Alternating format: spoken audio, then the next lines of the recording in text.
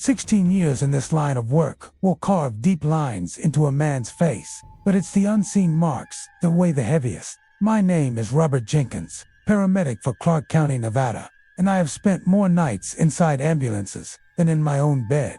The desert doesn't sleep. Not really.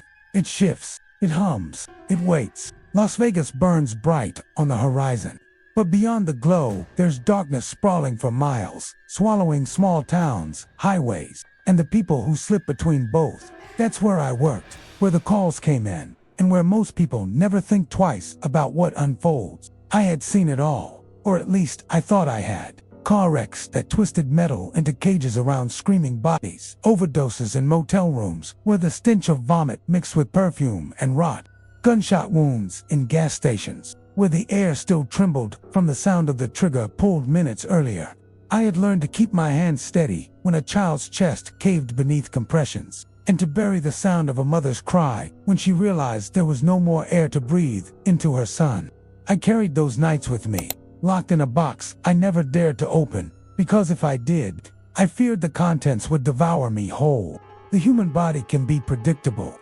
It fails, but it fails within patterns. You know when the pulse weakens, when the pupils dilate, when the skin changes shade. 16 years had taught me to read those signs the way a mechanic reads an engine. There was comfort in that, knowing where the line was, what separated life from death. Yet every so often, a call would come through that bent those rules, even if just slightly. A patient who shouldn't have lived but did.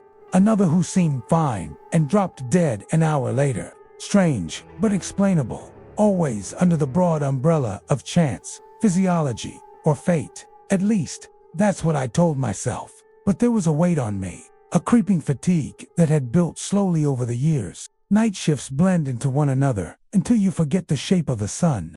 Coffee and adrenaline carry you only so far. I began noticing things, whispers of exhaustion, maybe hallucinations. I'd swear I saw the same man standing at 3 different accident scenes, the same gray jacket, the same blank stare, even though it couldn't have been possible. Sometimes when I closed my eyes, I'd see monitors flashing, not the patient's vitals, but my own, heart rate surging like a warning. I laughed it off in front of my crew, but deep down, I knew something in me was shifting. Still, I pressed on, because what else could I do? This work was who I was, and it demanded a certain surrender. We see the worst hours of people's lives, and sometimes the last, and we carry them forward like scars, stitched into the soul. I told myself I was hardened, immune to shock, that nothing could unsettle me anymore. 16 years builds a kind of arrogance, a belief that you've already walked through hell and found it manageable.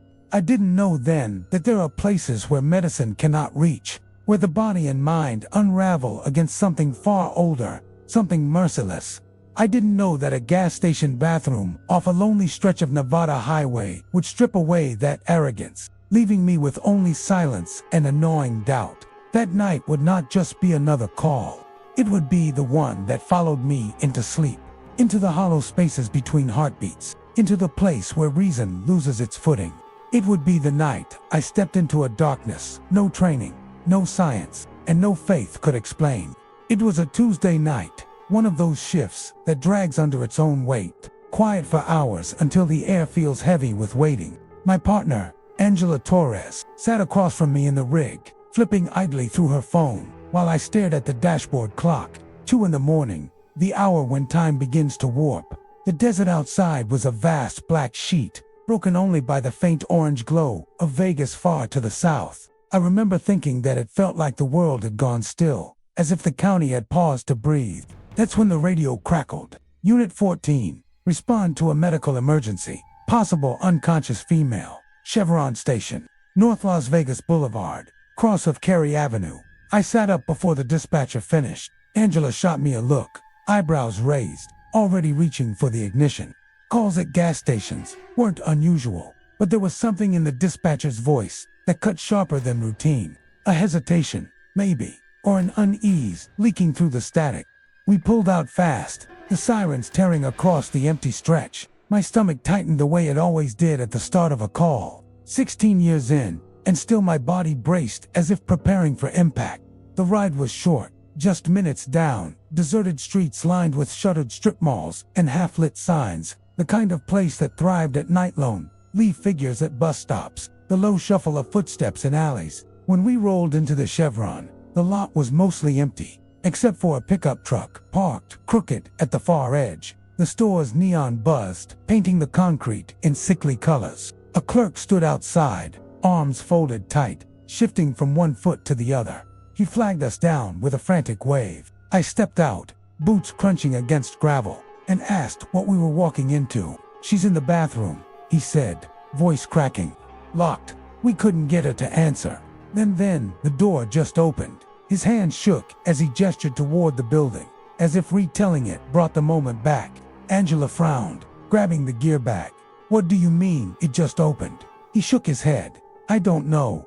It was locked, I swear. We tried for 10 minutes, then I stepped back, and it clicked, like someone unlocked it from the inside. But no one was moving in there." I felt a prickle down my spine, the kind that doesn't come from cold, but from something else, anticipation, maybe dread. Gas stations are strange little crossroads. I'd treated stabbings here, overdoses, men who stumbled out of nowhere, bleeding onto the tile. But this was different. It wasn't just the words. It was the way his face looked when he said them. Inside, the store smelled of burnt coffee and floor cleaner. The fluorescent lights buzzed overhead, steady but harsh. The clerk led us past the aisles to the back hallway, where a door-marked restroom stood half open. The air there felt thicker, heavier, as if something had settled into the walls. I pushed the door gently, half expecting resistance. It swung inward with a hollow creak, revealing a sliver of what waited inside. I caught only the edge of a pale shape on the tiled floor before instinct made me step back and pull the stretcher closer. My throat tightened, though I couldn't say why. This was just another call, another patient. Yet I couldn't shake the feeling that something about this night was already off balance, like a coin spinning endlessly on its edge, refusing to fall. Angela met my eyes, and I saw the same question there, unspoken. We had walked into countless rooms together, bloody, chaotic, tragic, but never one that seemed to hold its breath before we even crossed the threshold. I steadied myself, one hand on the doorframe, and stepped into the restroom. The bathroom door gave way with a weightless swing, as though the hinges had been oiled by unseen hands. The moment I crossed the threshold, the air seemed different, denser, saturated with a faint metallic temps that clung to the back of my throat. I had smelled blood in every possible state, fresh, old, hidden beneath chemicals or mingled with gasoline. This wasn't quite blood, though it came close. It reminded me of rusted pipes and copper pennies pressed against the tongue. Overlaying it was another note, faint but unmistakable. Cheap floral perfume, the kind that fades into something acrid under the fluorescent hum of convenience store lights. My boots touched tile, slick with a thin sheen of moisture that made me instinctively brace against a wall. The bathroom was small, claustrophobic even, with walls painted in a pale color that had long since dulled to gray. A single stall door hung slightly ajar, its metal lock bent at an odd angle, as if forced from within. The light above flickered in irregular pulses, throwing stuttering shadows across the space. Each pause between the flickers stretched too long, making it feel as if the room inhaled before exhaling again. There, just beyond the half-open stall, she lay, a woman sprawled on her side, one arm tucked beneath her body, the other bent unnaturally across her chest. Her hair was dark, matted, spreading across the tile like spilled ink. Her skin carried a pallor that spoke of time away from sunlight, yet it wasn't the waxen gray of death. It was something in between, like flesh that had been drained yet preserved, refusing to surrender to the natural order. I crouched, lowering myself beside her. The first thing I noticed was the warmth. Patients unconscious from overdoses often ran cold. Bodies collapsing from cardiac arrest turned clammy fast. But she was warm, almost uncomfortably so, like standing near a heater, left running too long. My gloved fingers brushed her wrist, searching for a pulse. What I felt there was neither steady nor absent. It was intermittent, as if her heart fired only when it remembered to, then paused, as though reconsidering its duty. Angela hovered near the doorway, holding the gear bag tight against her side. "Any response?" she asked, her voice low, as if unwilling to disturb whatever silence had claimed the room. "Not yet," I muttered, pulling the bag closer. I reached for the airway kit, half expecting to need it, but something made me hesitate. Her lips were parted slightly, and though I couldn't hear breath, I thought I saw the faintest movement, like the suggestion of air slipping past, but without rhythm, without the sound that should have followed. My eyes moved to her clothes, jeans faded and torn at the knees, a blouse once white but now dulled to yellow-gray. No purse, no phone, no wallet, nothing to tether her to an identity, as though she had been placed here rather than arriving of her own will. The room pressed in tighter. I became aware of the silence outside, the absence of sound from the store or the street. It was as if the building had been sealed, trapping us in this pocket of stillness. Even Angela, usually sharp and restless, seemed subdued, her breaths shallow, her eyes fixed on the woman as though waiting for something to happen. I tried again for the pulse, firmer this time. The beat answered, faint but insistent, and then slipped away. I counted the seconds, waiting for its return, until I realized I had been holding my own breath. The sensation crawled into me, leaving me uneasy in a way I couldn't define. I'd handled overdoses, seizures, strokes, conditions that twisted the body in cruel ways, but this was different. The body before me didn't feel like a patient. It felt like an unanswered question, left on the floor of a restroom that smelled of rust and cheap perfume.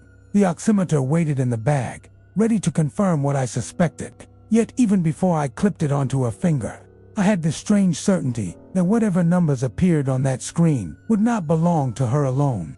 I clipped the oximeter onto her finger, half expecting the device to flash an error. Instead, it blinked awake, numbers sliding into place like a slot machine settling on its result. 86%, a regular pulse, a reading that suggested urgency, but not impossibility.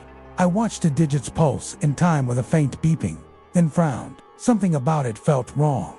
The numbers were too unstable, rising and falling in increments that didn't match the woman's stillness. Her chest barely moved, yet the monitor claimed a life within her, struggling but present. Angela leaned closer, her shadow stretching against the wall. "What have you got?"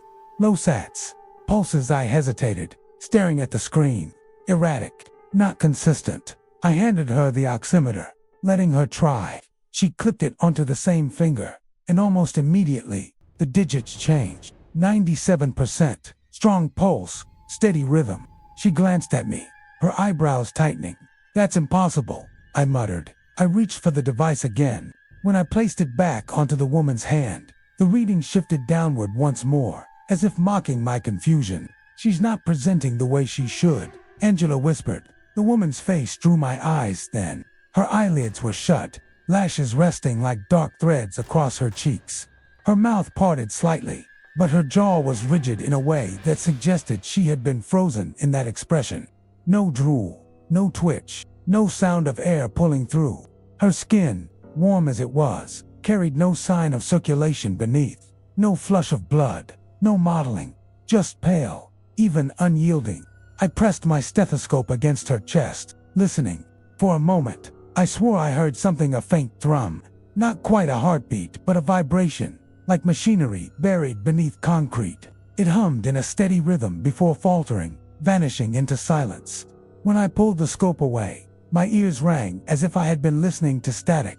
Angela busied herself, preparing a BVM, though I could tell her movements were slower than usual. She was unsettled, and I was no better. I checked her pupils, fixed, no constriction to light. Yet her warmth persisted, clinging to her like a defiance of every rule I knew. There were no signs of trauma, no needle marks, no defensive wounds. Her clothes were worn but intact, her shoes scuffed, soles dirty with dust, from someplace far from here. She carried nothing, no identifiers, no jewelry. The absence itself felt deliberate, as though she had been stripped of any detail that could tie her to a life. I leaned back on my heels, staring at her. She should have been a body of tragedy, yes, but a patient in the clinical sense. Instead, she felt like an object suspended between states, not alive, not dead, present, but unmoored. Angela clipped the oximeter onto her finger again, testing, perhaps hoping to prove the equipment faulty. This time, when the screen lit, It showed her own heart rate, her own oxygen saturation. Perfectly normal, matching her breathing, her pulse. I watched her face pale as she realized it. "This thing's broken," she said too quickly, tearing it off and tossing it back toward me. But I saw the tremor in her hand, the way her throat tightened around the words. I picked it up again, clipped it back onto the woman. The digits wavered, flickering like a candle in wind. Then they steadied, showing numbers that mirrored mine, exactly my heart rate, my oxygen level, each beat echoing through the screen as if the device had mistaken her for me. A pressure settled into the room, thick and suffocating. I felt my own pulse accelerate, not from exertion, but from something deeper, something primal. For the first time in years, I was afraid to touch a patient, afraid that the simple act of contact had tangled me into whatever she was. Her body remained silent, warm but unmoving, a puzzle with no pieces, a woman without a name, lying in a gas station restroom, her presence radiating questions no training manual could ever prepare me to answer. I've trusted monitors more than people. Machines don't panic.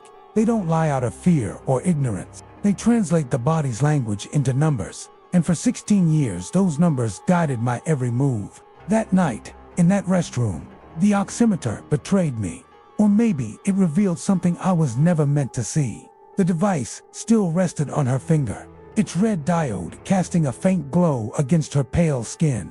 The numbers pulsed, bright and certain, mirroring my own vitals, my heart rate, my oxygen saturation, every fluctuation echoing me instead of her. I ripped it off, set it aside, and steadied myself. It had to be a malfunction. Old batteries, faulty sensors, interference from the flickering lights above. Angela, ever pragmatic, suggested we swap devices. We carried spares for that exact reason. She dug through the bag, pulled out another, newer unit, and passed it to me. I clipped it onto the woman's finger with deliberate care, forcing my hands to stay steady. The screen lit up, processed, then delivered a reading that made my skin crawl. 86% again. Erratic pulse, the same pattern as before. Angela shook her head, disbelief etched across her face. "Let me," she said, taking the device. When she placed it back on the woman, the numbers shifted instantly, climbing to 98, pulse steady and strong. Perfect vitals, as though she were in the best health of her life. We exchanged a look, neither of us speaking what we were both thinking. She removed it, handed it back, and I clipped it on once more. My vitals again. Not hers, not an approximation. Mine, down to the exact rhythm I felt hammering in my chest. I tried to rationalize it. Maybe it was reflecting the person applying pressure, picking up a transfer of pulse through the gloves. But the glove material was too thick, too resistant. And even if it weren't, it couldn't explain why the device read Angela perfectly when she held it, or why it locked onto me when I did. Angela muttered something under her breath, words I didn't catch, but I could see her unease. She kept glancing toward the door, as if calculating the distance back to the safety of the rig.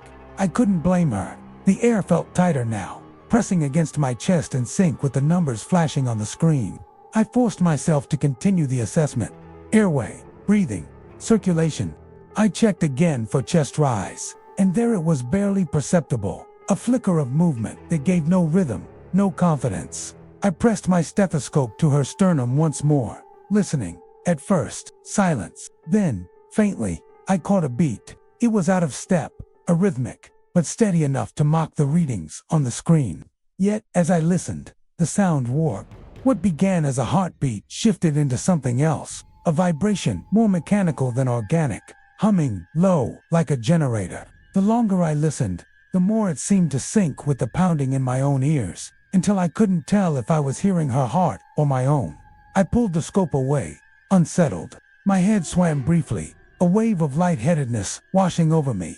I sat back, steadying myself against the cold tile wall. Angela crouched beside me, worry creeping into her expression. "You okay?" she asked. "Yeah," I lied, though my pulse betrayed me, thudding too fast, too strong. I didn't dare check the oximeter again, but I knew if I did, the numbers would display my panic with clinical precision.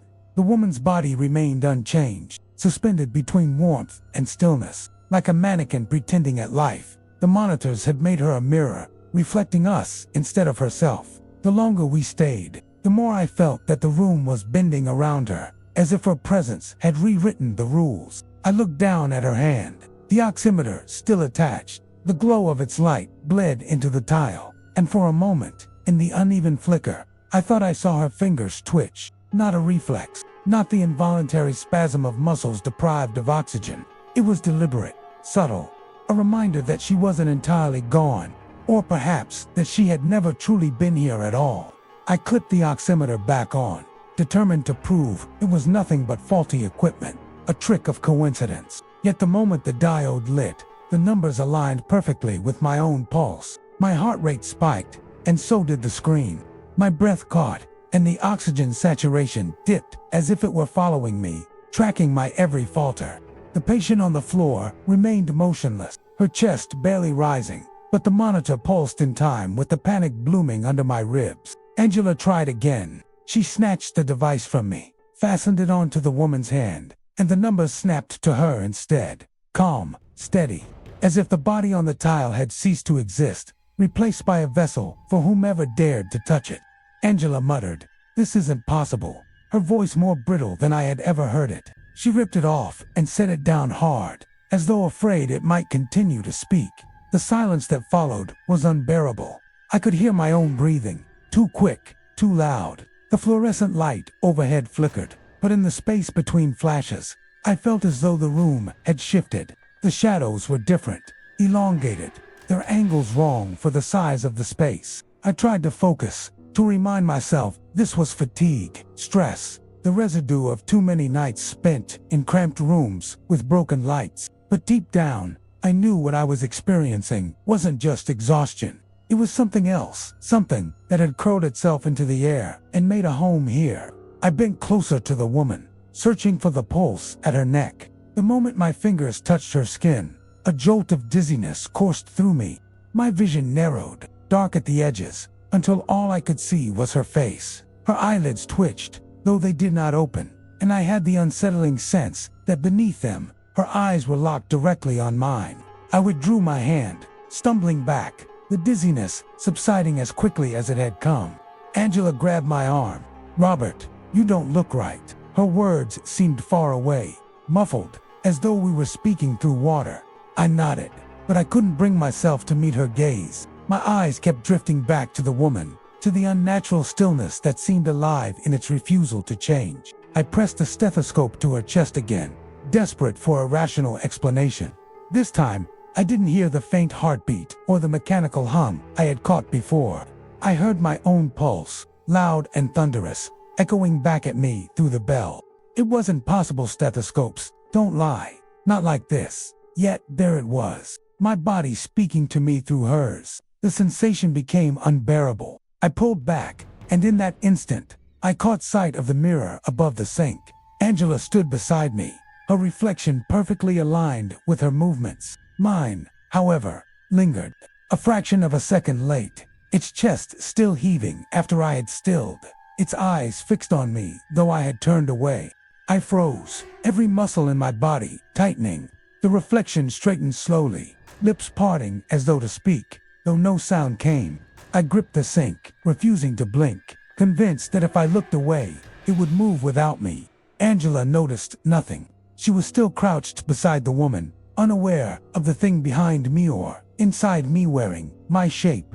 The fluorescent light buzzed, flickered once, and when it steadied again, the reflection was back in sync. My breath returned in sharp bursts, shallow and quick, and I realized I was gripping the sink hard enough to ache. I told myself I imagined it, that fatigue had blurred perception, but I couldn't escape the truth. For a few agonizing seconds, the mirror had belonged to something else. The woman remained warm, still, suspended. Yet she was no longer the only one in that restroom who felt untethered. Something had reached through her, through the devices, through the silence itself, and laid its hand on me. And now it knew my pulse. The dizziness returned before I even realized it had begun. At first it was just a tightness in my chest, a weight pressing down as though the air itself had thickened. My vision blurred at the edges, the fluorescent glow overhead smearing into pale streaks. I thought of dehydration, of the countless hours I had worked without proper rest, of the way adrenaline sometimes twisted into nausea after a bad call. But this wasn't that. This was something closer to suffocation, as if the oxygen had been siphoned from the room, leaving nothing for my lungs to claim. I staggered back, one hand braced against the wall, but the strength drained from me faster than I could resist. My knees buckled. I hit the tile hard, the impact rattling up my spine, yet the sensation felt muted, like I had fallen inside a dream. The sound of Angela's voice reached me, sharp with panic, but the words were indistinct, distorted by a humming that filled my ears. The same vibration I had heard earlier through the stethoscope now roared inside my skull, steady and merciless, beating in rhythm with my own heart. Then, just as suddenly, my heart faltered. The rhythm stopped. A silence opened within me, vast and absolute. I couldn't move, couldn't breathe. My body felt hollow, as though the vital machinery had been switched off. For the first time in my career, I was not the rescuer, was the patient. The awareness settled cold and sharp, and I understood with chilling clarity that whatever had taken hold of that woman was now gripping me. Angela's hands were on me, shaking, her voice breaking through the hum. She called my name again and again, her words soaked in urgency, but I remained suspended in that hollow quiet. For a span of seconds or minutes, I couldn't tell. I felt myself drifting away, detached from the weight of flesh and bone. The restroom around me seemed to dissolve, its walls fading into shadow, leaving me in a vast expanse of nothingness. In that silence, I saw something, not with my eyes, but with a sense deeper than vision. Shapes, vague and shifting, pressed close, whispering in tones I almost recognized, not words, but fragments of memory. The cries of children I had tried to save, the gasps of men bleeding out in alleys, the final sighs of women whose hands I had held as the light left them. Every sound I had buried surged back, amplified, layered over one another until they became a single, overwhelming voice. And then, from beneath that chorus, came a steadier rhythm, the sound of a pulse. At first, I thought it was mine returning, but it was slower, heavier, resonating through the darkness. It pulled at me, beckoning, and I realized it wasn't inside my body at all. It was hers, the woman on the floor. Her heartbeat filled the void, and with each thud, I felt myself sink further into her silence, as though I were being drawn into her chest. Her stillness, her state of suspension. Angela's cry cut through suddenly, a sharp demand that snapped me back. My lungs seized, then gasped. Air tore into me with the violence of drowning. My heart stuttered once, twice, then roared back to life, pounding against my ribs. The tile beneath me was cold, slick with something I didn't recognize, and my hands trembled as I tried to push myself upright. I caught Angela's face above me, pale and frantic, her hands still pressed to my chest. "Robert," she said, her voice shaking. "For a moment, you weren't breathing." I tried to answer, but my throat was dry, my voice ragged. "How long?" "Seconds," she said. "Too long." The restroom was silent again, except for my ragged breathing. The woman remained on the floor, unchanged, her body warm yet motionless, her face serene, as though she had merely fallen asleep. But I knew what had happened. I had touched a silence that lived inside her. It had reached into me, stilled my heart, stolen my breath, and though I had returned, I couldn't shake the sense that a part of me hadn't come back. Angela helped me to my feet, her grip firm, but I was unsteady, my vision still clouded. My pulse hammered, but beneath it, I felt another rhythm lingering, faint and foreign, echoing through me. Hers, as if the boundary between us had blurred during those lost seconds. I should have left. We both should have. But I couldn't. Something had tied me to her in that moment of stillness, and I knew, with dreadful certainty, that whatever I had experienced wasn't finished with me yet. When I came back to myself, the first thing I felt was the cold. It clung to me in layers, seeping through the fabric of my uniform, crawling under my skin as though it had been waiting there all along. My chest ached with the weight of every beat, each thud of my heart too violent, as if it were trying to convince me I was alive. I sat slumped against the wall, Angela's hands still on my shoulder, her eyes fixed on me with a fear she didn't bother to hide. "I thought you were gone," she said. Her words trembled, heavy with something I had never heard in her before: helplessness. I wanted to answer, to reassure her, but my mouth was dry, my throat raw. Instead, I forced myself upright, pushing against the tile until my knees locked beneath me. My vision blurred for a moment, and then cleared just enough for me to see her again. The woman, still on the floor, body warm, body still, as though the seconds that had stolen my breath had left her untouched. The oximeter lay beside her hand. Its screen flatlined. No pulse, no saturation, nothing. The device claimed she was gone, but I knew better. Gone wasn't the word for what she was. She was present in a way I couldn't define, and whatever had seized me in that suffocating silence hadn't released its grip entirely. Angela whispered something under her breath, maybe a prayer, maybe a curse, before reaching for the BVM. We should move her. Load her now. Run the protocol. Her voice was sharp, clinical, trying to reclaim the ground beneath her feet. But I knew she felt it too. The way her hands hesitated before touching the woman, the way her eyes flicked to the mirror as though expecting to see something other than our reflections. I crouched beside the patient again, slower this time, careful not to let my skin brush hers. The warmth radiating from her seemed stronger now, unnatural in its consistency. A body without circulation should cool, yet she hadn't changed since the moment we found her. The warmth was alive, not hers, but borrowed, as if it had seeped from whoever lingered close enough to give it. I checked her airway again, more out of ritual than need. Her lips parted slightly, and I swore I felt a faint exhalation, though it carried no heat, no sound. It was like standing in front of an open vent that blew only absence. My fingers trembled as I drew back, fighting the urge to look into her eyes. I feared what I might see if they opened, not just the color or the clarity, but the recognition. Angela tried again with the monitor, clipping the leads to her chest, attaching pads, running through the motions we'd performed 1,000 times. The screen flickered, spat out nonsense numbers that changed too fast to read, symbols where no symbol should be. Then finally, a blank field, white and silent. Angela tore the leads free in frustration, muttering, "None of this makes sense." I didn't answer. I was staring at the woman's hand. Her fingers had curled slightly, not enough to call movement, but enough to erase the certainty of stillness. It was the same hand that had carried my pulse minutes before, the same hand that had mirrored Angela's calm vitals. Now it twitched like a clock adjusting itself, as if aligning with something unseen. The air in the restroom thickened again, that same density I had felt before the blackout.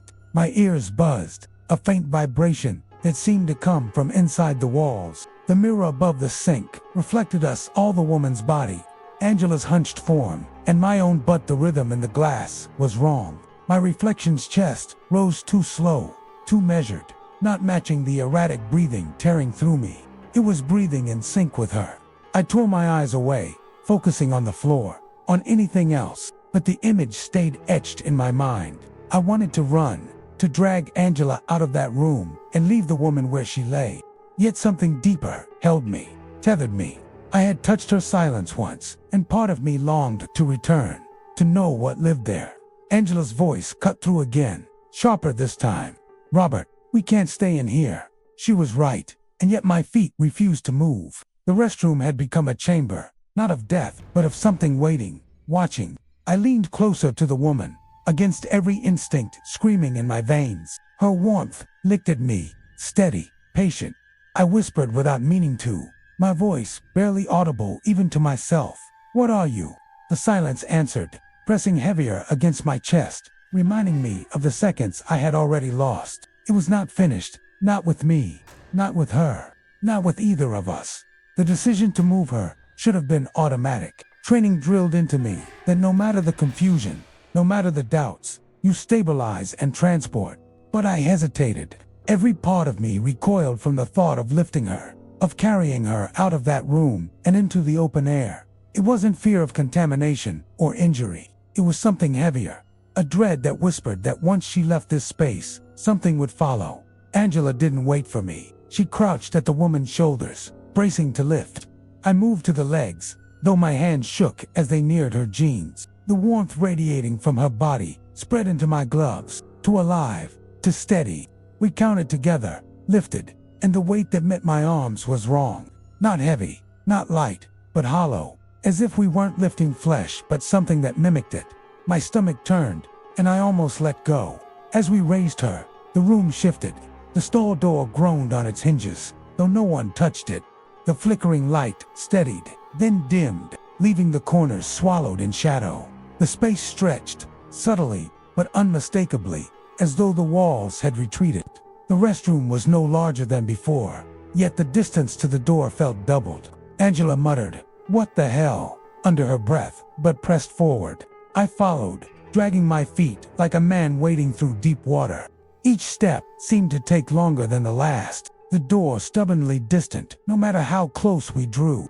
My arms ached, but not from the woman's weight. It was as though every second stretched heavier across my body, pulling at the marrow of my bones. Then the mirror caught me. I hadn't meant to look, but its surface demanded attention. The reflection showed us both, bent under the strain of carrying her. Yet something was wrong. Angela's reflection moved in sync with her, but mine lagged, just as it had before. The mirrored me stared back with an expression I wasn't wearing, its mouth slack, its eyes wide. Worse still, the woman's reflection wasn't in our arms. She stood upright in the glass, behind us, head tilted as if studying our struggle. I froze, nearly dropping her. Angela barked, "Keep moving," but I couldn't.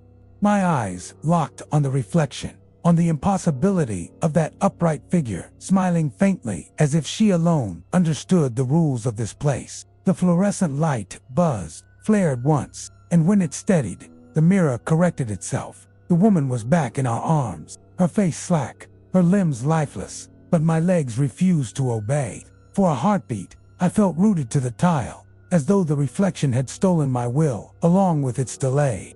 Angela dragged me forward, muttering curses through gritted teeth. We made it a few more steps before the sound began, a low murmur, not from the woman but from the air itself. It vibrated through the walls, through the floor, through the bones of my jaw. Words tried to form, but none I recognized. It was language stripped bare, reduced to sound alone, and yet it was unmistakably directed at me.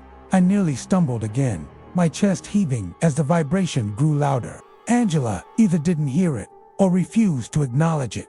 She focused only on the door, now finally within reach.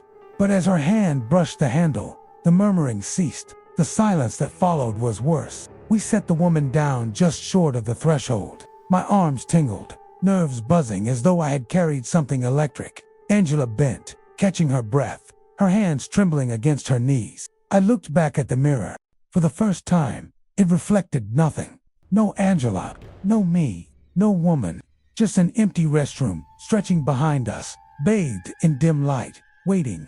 The door loomed inches away, freedom on the other side, but I couldn't move toward it. The absence in the mirror held me captive, a void where we should have been, as if the glass had chosen to tell a different story of this night, a story in which none of us existed at all.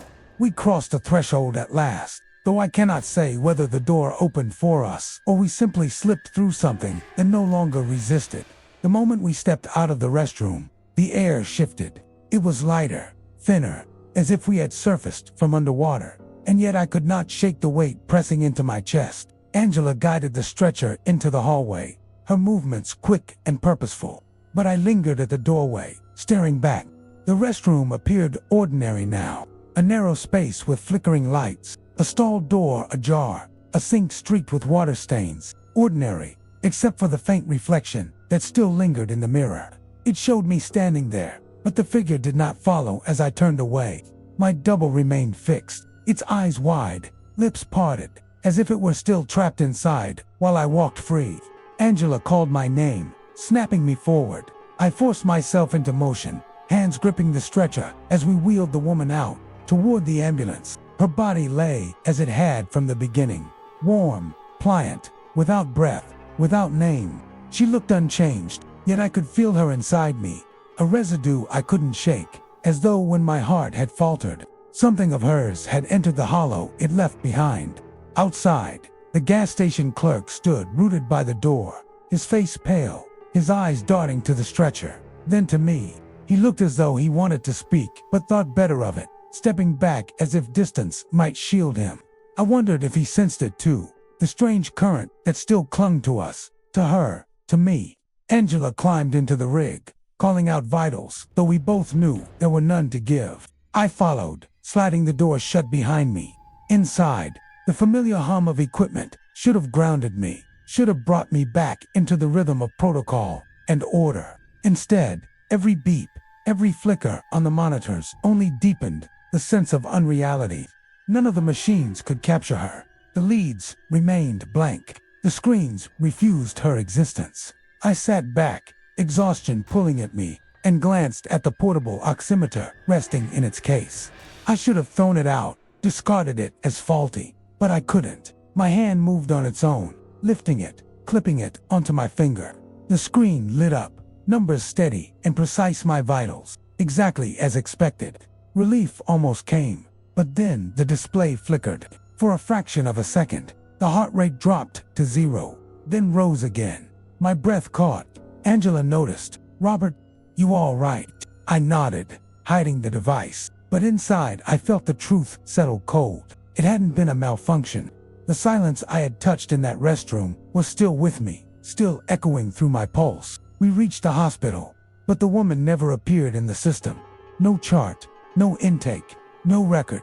By the time I tried to follow up, it was as though she had never existed at all. The call vanished from the logs. The clerk refused to answer questions, and Angela stopped speaking of it entirely. I was left with nothing but memory and the faint, unrelenting hum that sometimes surged in my ears when I was alone. Nights later, I woke, gasping, heart pounding. I reached for the oximeter I kept by my bed, clipped it on, and watched the numbers rise. For a moment, they were mine. Then, slowly, they shifted. The heart rate slowed, heavier than my own. The oxygen saturation dipped, and I recognized them. They belonged to her, the woman without a name. I tore it off, but the pulse lingered in my chest, echoing, steady and foreign. It was then I understood. She had not left me in that gas station restroom. A part of her had followed, carved into me like a mark that would never fade. I had given her my breath once, and now, in some way I couldn't comprehend, she carried mine. Every beat since that night has felt borrowed.